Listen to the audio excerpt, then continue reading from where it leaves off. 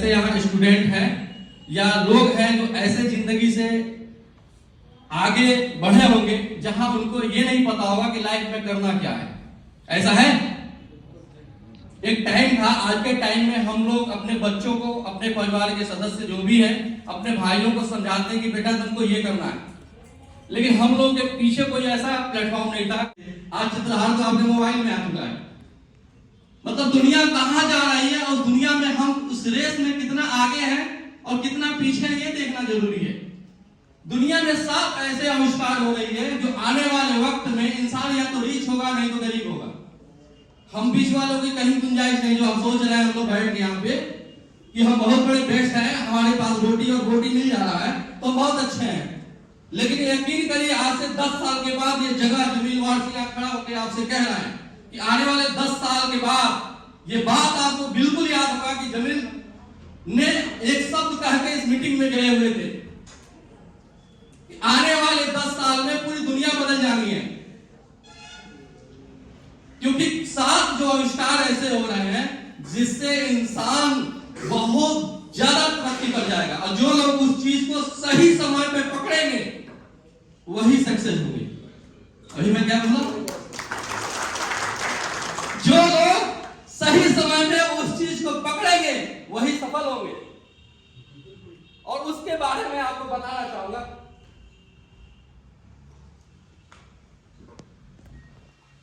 Elon mask का नाम आपने सुना है? हाँ सर। कौन है? टेस्ला। और भाई और क्या है उनका प्रोफाइल? आवाज आ रही है पीछे तक? आप लोग इतने साथ बोल रहे हैं, मेरे पास नहीं आ रही है। मेरी आवाज आ रही है आपके पास? बिल्कुल, थैंक यू। टेस्ला के मालिक सर ने बोला, लेकिन दुनिया के रिचेस्ट पर्सन है, टॉप 1 पे पहले पोजीशन पे कौन है? Elon Musk. आप जो है सोशल मीडिया ट्विटर यूज करते हैं आप लोग? अभी कुछ दिन पहले उन्होंने उसको भी खरीद लिया। दुनिया का सबसे रिच पर्सन, जिससे नासा भी हार मान चुकी है। पता है आप लोगों को नासा कौन है? रिसर्च सेंटर है दुनिया की सबसे बड़ी, अमेरिका की।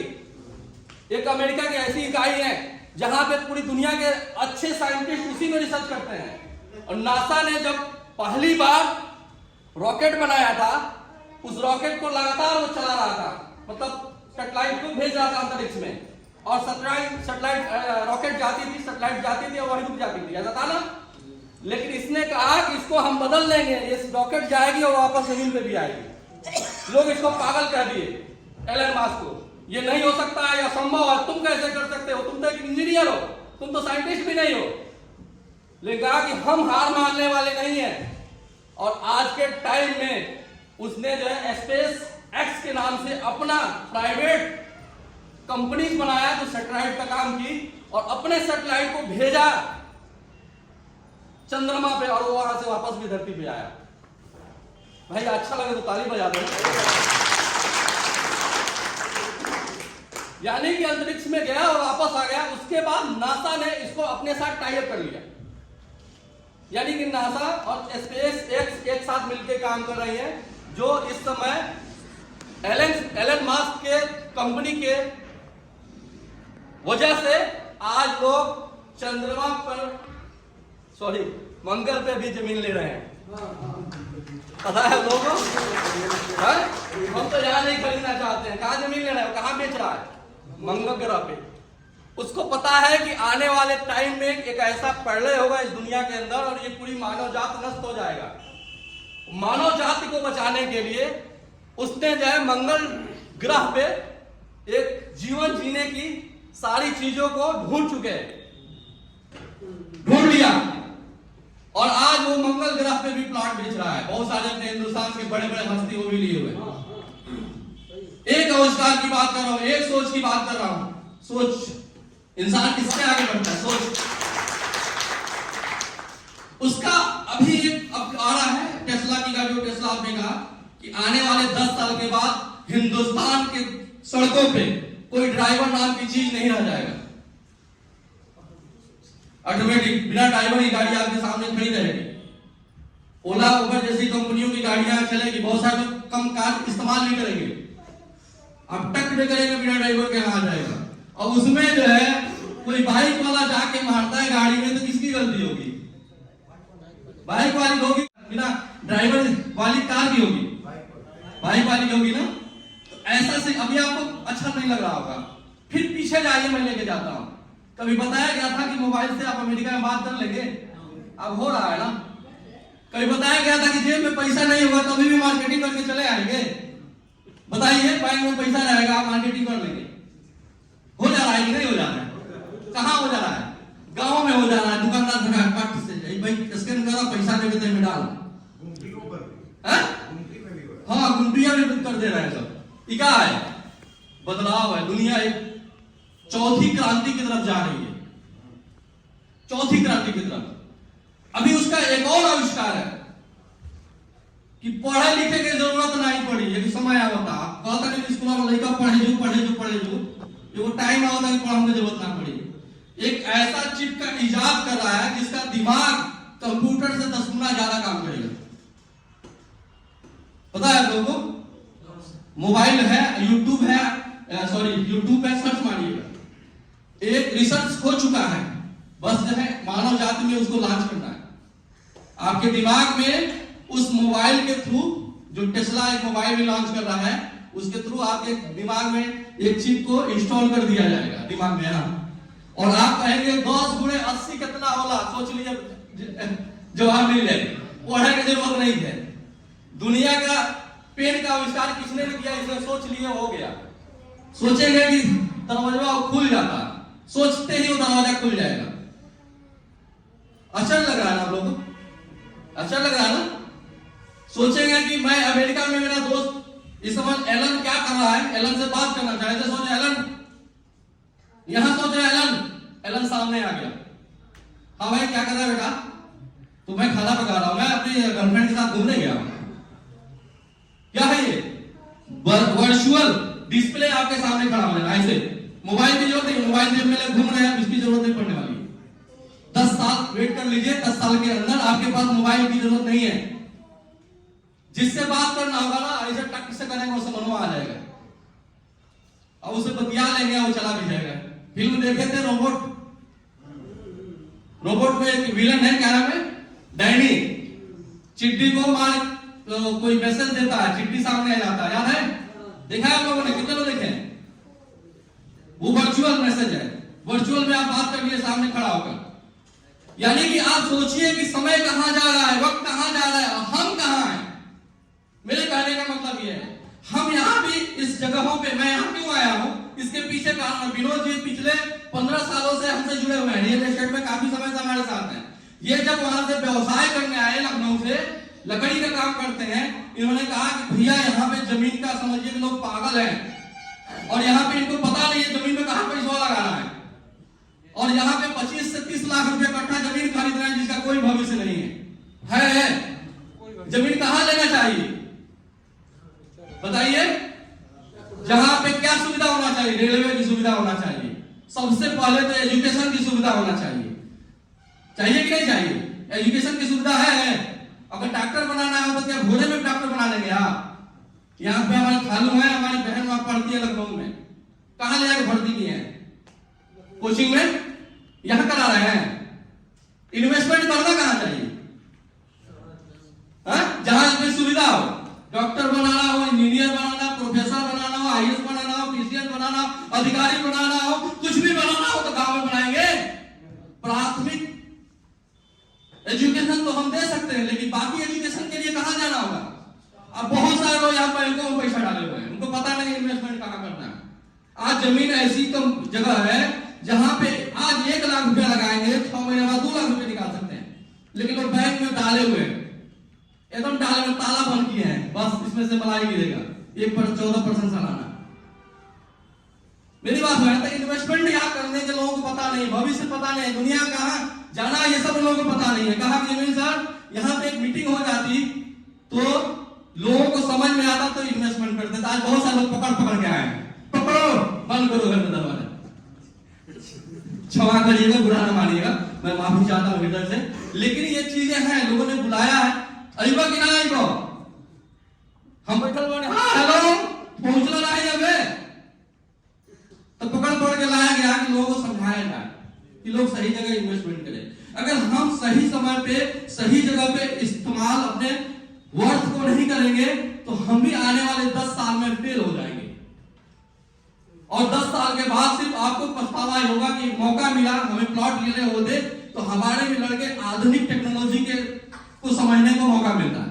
टेक्नोलॉजी लॉन्च होती है यहाँ पे भोरे में हो जाएगा, होगा गोपालगंज में हो जाएगा नहीं, पटना जैसे शहर में होगा, दिल्ली जैसे शहर में होगा, लखनऊ जैसे मेट्रो सिटी में होगी। लखनऊ में हर सुविधा है, आपको हॉस्पिटल, अभी मान लीजिए कि कोई प्रॉब्लम होती है तो कहां लेके भागते हैं, पीजीआई ले जाएंगे, चाहे लोहिया ले जाएंगे,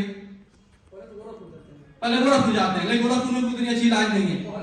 पहले आप कटवाते हैं अच्छा खासा पैसा, जो मतलब समझिए कि जहां वहां 1 लाख में काम करना हो तो 2 लाख यहीं पहले कटवा देते हैं, तब भगते आगे केस खराब करके। लेकिन यहां से बहुत सस्ती ट्रीटमेंट वहां पे है, तो आप कहां लेके जाते हैं?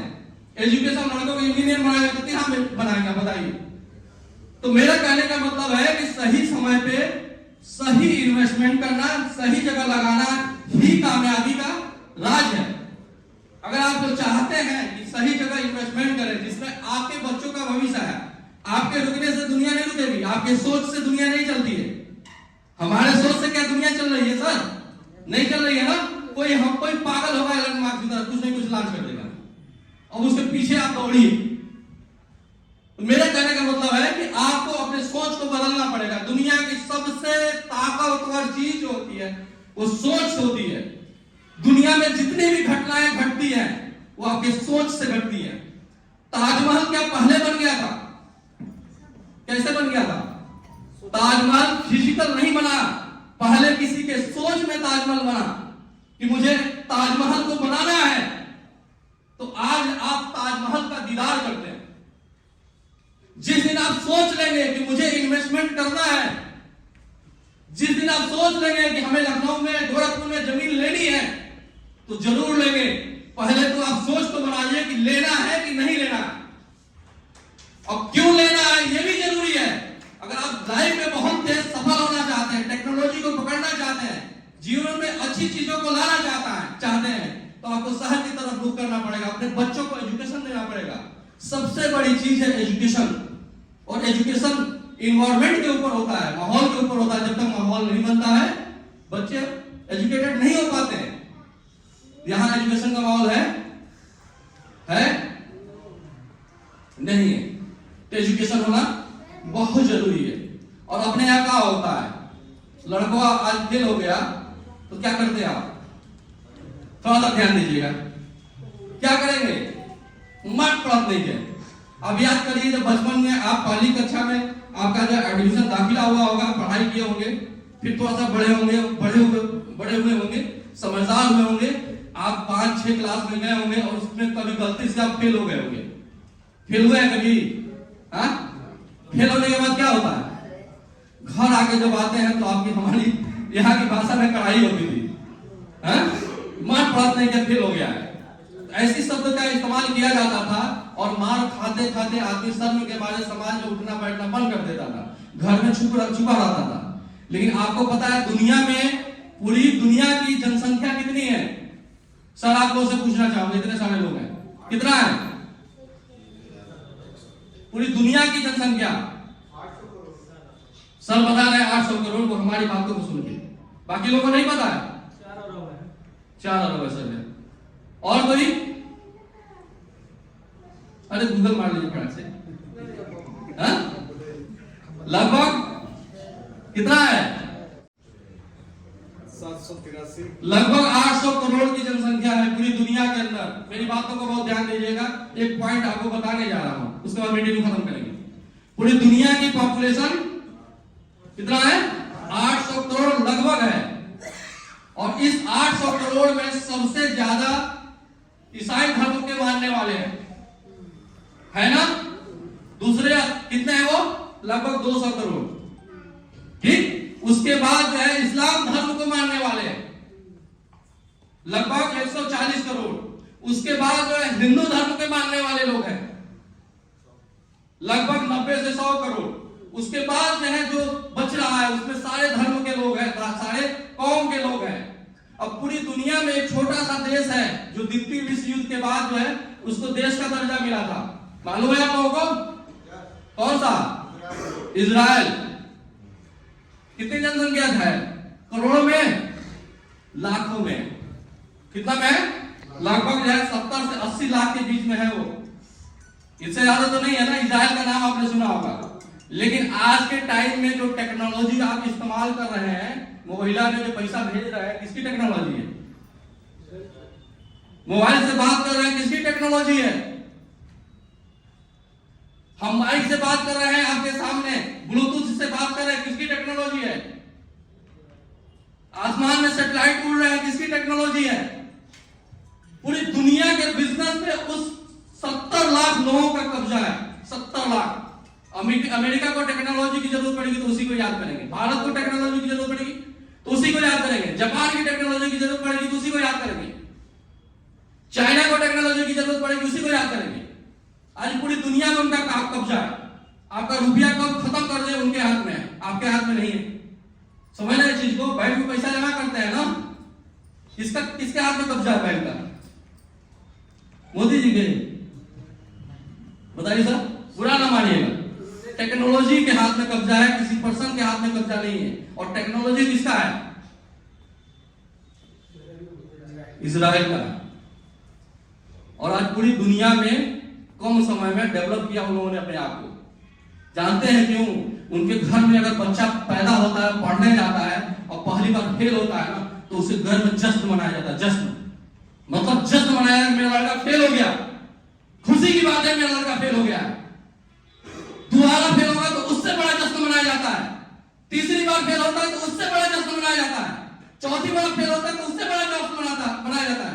अब 5वीं बार फेल होगा ना, क्या होगा?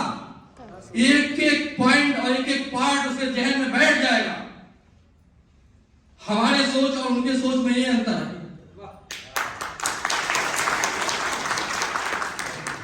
हमारे यहाँ लोगों को क्रिटिसाइज किया जाता है, विरोध किया जाता है।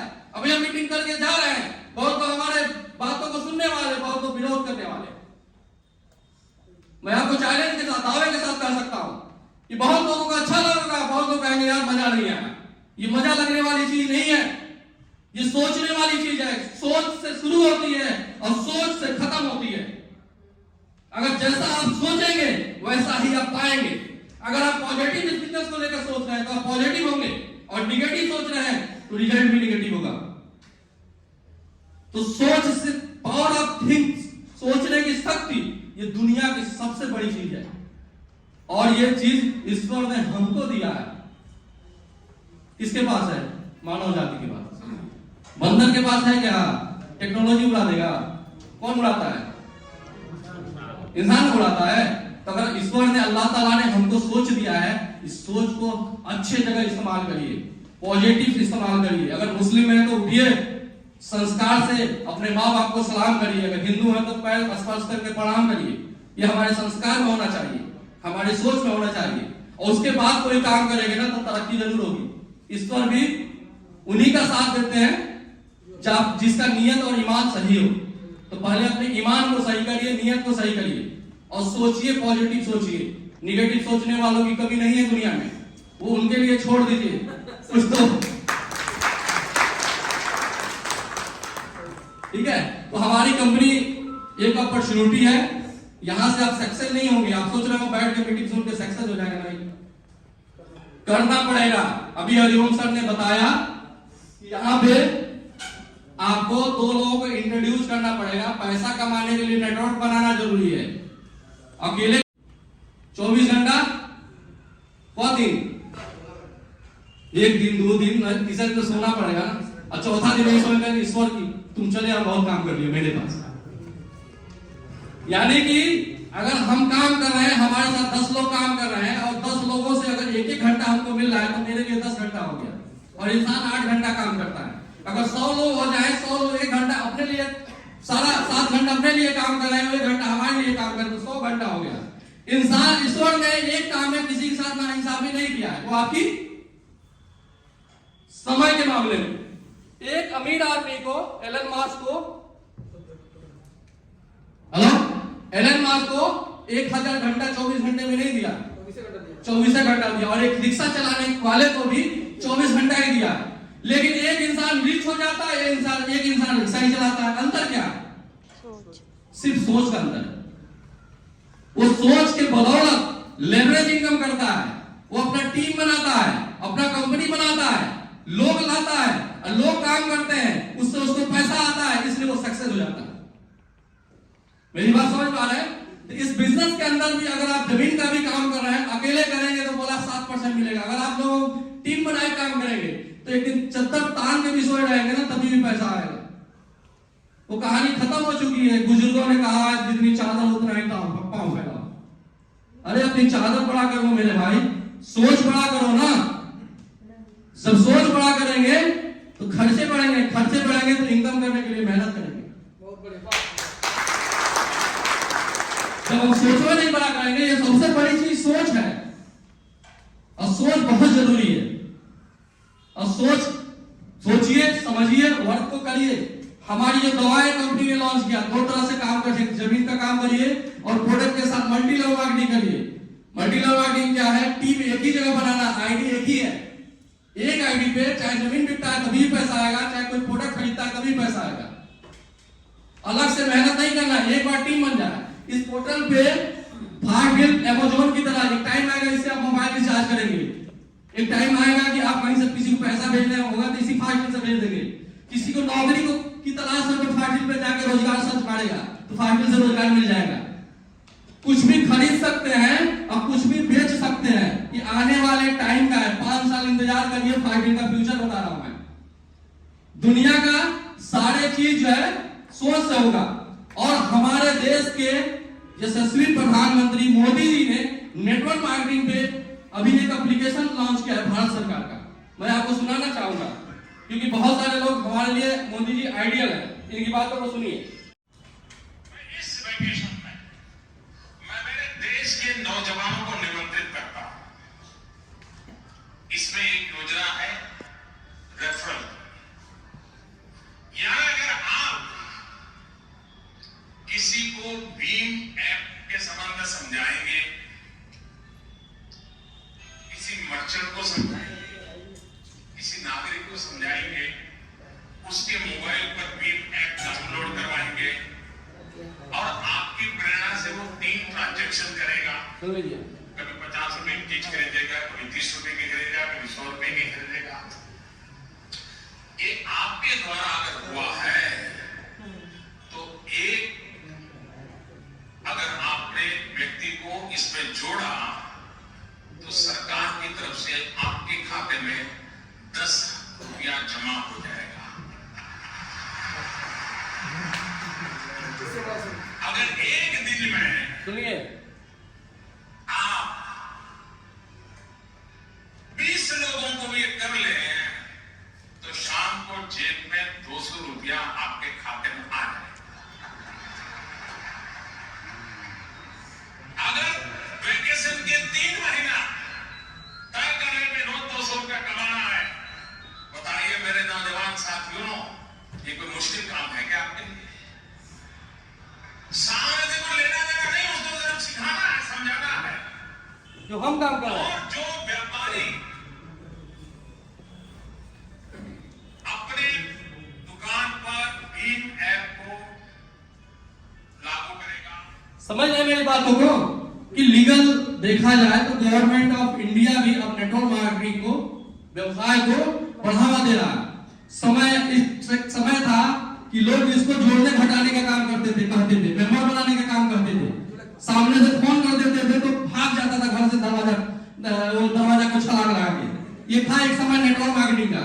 आज हमारे देश में हमारे प्रधानमंत्री जी नेटवर्क मार्केटिंग के बारे में हमें बता रहे हैं कि टीम जितना बनेगा पैसा आप कमाओगे। सक्सेस होना है तो टीम बनाइए। इंसान वही सक्सेस हुआ है जिसकी बहुत बड़ी टीम है। एक समय था कि नेटवर्क मार्केटिंग में कहा जाता था कि लोग करोड़ रुपए कमाएंगे। आज हमारे जितने भी दोस्त हैं नेटवर्क मार्केटिंग से करोड़पति तो छोड़ दीजिए और अरबपति भी हो चुके हैं। अरबपति हो चुके हैं। आज मैं नेटवर्क मार्केटिंग से अपनी कैरियर की शुरुआत किया। आज हमारे पास, हमारी कंपनी के पास कम से कम जो जमीन दिख रही है 7 जगह, तो कम से कम 500 करोड़ की तो जमीनें दिख रही है जिसको हम लोग बेच रहे हैं। ये क्या है? सोच।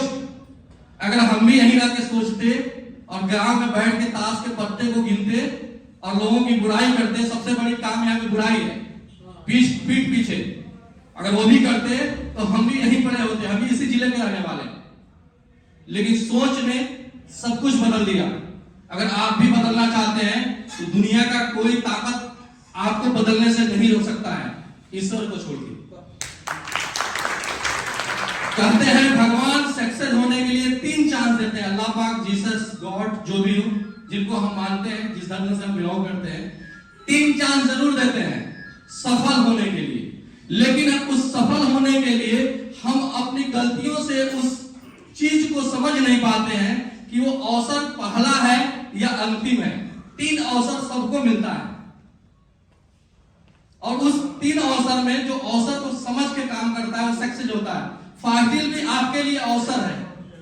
बहुत लोग ज्वाइन कर लेंगे, इससे सफल नहीं होंगे और सफल हो जाएंगे। पैसा यहाँ नहीं लग रहा ज्वाइन करने का, आइएगा तो पैसा दीजिएगा तो ज्वाइनिंग। हमारी कंपनी में ज्वाइनिंग नहीं होती है पैसे से। आप किसी भी रेफरल जो काम कर रहा है उसके माध्यम से जुड़ जाइए और टीम में कोई भी प्रोडक्ट खरीदता है तो उससे आपको पैसा मिलना शुरू हो जाएगा, कोई पैसा नहीं लगना है। अब जहां फ्री का काम आएगा तो बहुत लोगों को बेकार लगता है। मेरी बात समझ पा रहे हैं? ये भी एक मौका है। चलिए अवसर के नाम पे मैं छोटा सा एग्जांपल समझाने की कोशिश करता हूं, इसके बाद मीटिंग को खत्म कर देंगे। एक पुजारी थे, आप लोगों को आप कई जगह सुने होंगे, लेकिन मैं दोबारा से रिपीट कर रहा हूं, जानना जरूरी होता है, बहुत लोग नहीं जानते होंगे।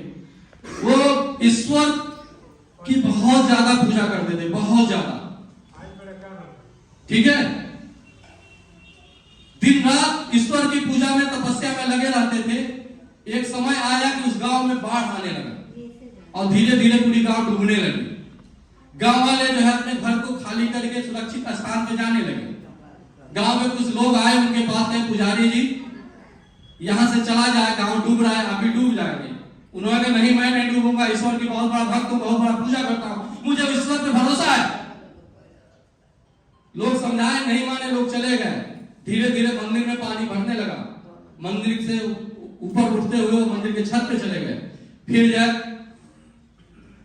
नेवी वाले आए, नेवी वाले कहे कि आप निकल चलिए नहीं तो डूब जाएंगे। वो तभी भी नहीं माने, कहे ईश्वर पे भरोसा है। फिर तीसरा चांस एयरफोर्स वाले आए कि आप हमारी हेलीकॉप्टर की पैड पकड़ लीजिए, ऊपर आ जाइए, मंदिर डूब रहा है। कहे नहीं, मुझे ईश्वर पे बहुत भरोसा है, मैं डूब नहीं सकता हूं। और धीरे धीरे पानी बढ़ता गया, पुजारी भी डूब के उसी में मर गए। मरने के बाद वो सीधे स्वर्ग में पहुंचे और ईश्वर के पास हिसाब किताब के लिए चले गए। जैसा कि हम लोग सब जानते हैं, धर्म कोई भी हो, हिसाब तो होना है ना कर्मों का। तो ऐसे उनका हिसाब हो रहा था। पुजारी जी नाराज, भगवान से ऐसे मुंह बना के बैठे हुए थे। तो कहे कि भगवान, मैं आपका सबसे बड़ा भक्त और मुझे आपने डुबो दिया, मेरे उन गांव वासियों के सामने बेइज्जत हो गई, बेइज्जती करा दी आपने मेरी। मैं आपको तपस्या करता था और आप मुझे डुबो के मार दिए। इस बात पे भगवान ने उसको जोरदार थप्पड़ मारा। कहा कि जब पहली बार जब तुम डूबने वाले थे तो मैं गांव वालों को भेजा था, वो कौन था बचाने के लिए? माध्यम ईश्वर था। दूसरी बार जब नेवी वाले गए थे, वो कौन था? कौन भेजा था? तीसरी बार एयरफोर्स वाले गए थे, वो कौन था? किसने भेजा था? सही बात है। मैं कहा ना कि ईश्वर 3 चांस देते हैं हर इंसान को सक्सेस होने के लिए। ऐसे ही आप उस अवसर को नहीं समझ पाते हैं, बेकार समझ लेते हैं, और जो बेकार समझता है वही बेकार हो जाता है। Thank you so much, have a nice day. बहुत बहुत